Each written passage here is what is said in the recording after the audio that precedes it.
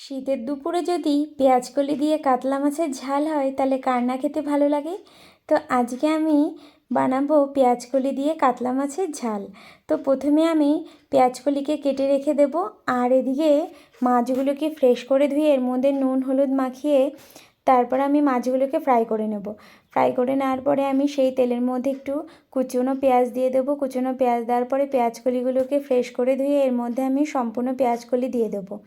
তারপরে একটু নাড়াচাড়া করে এর মধ্যে দিয়ে দেবো পেঁয়াজ রসুন পেস্ট। পেঁয়াজ রসুন পেস্ট দেওয়ার পরে আমি এক এক করে দিয়ে দেবো নুন হলুদ আর লঙ্কার গুঁড়ো। লঙ্কার গুঁড়ো দেওয়ার পরে আমি পেঁয়াজকলিটাকে একটু ঢেকে রেখে দেবো। ঢেকে আমি কষিয়ে নেব যতক্ষণ পর্যন্ত না জলটা শুকিয়ে যাচ্ছে। তারপর দেখো আমি এইভাবে নাড়াচাড়া করব। নাড়াচাড়া করার পরে আমি এর মধ্যে যেই দেখব পেঁয়াজকলিটা কষানো প্রায় হয়ে গেছে, আমি এর মধ্যে দিয়ে দেবো একটু সামান্য জল, বেশি জল দেব না যেহেতু পেঁয়াজকলিটা সেদ্ধ হয়ে গেছে। দেখো, আর দিয়ে দেবো চিড়ে রাখা একটা কাঁচা লঙ্কা। তারপর আমি এর মধ্যে দিয়ে দেবো এক এক করে মাছগুলোকে দেওয়ার পরে যেই দেখব মাছের ঝালটা রেডি হয়ে এসে সবশেষে দিয়ে দেবো ধনেপাতা।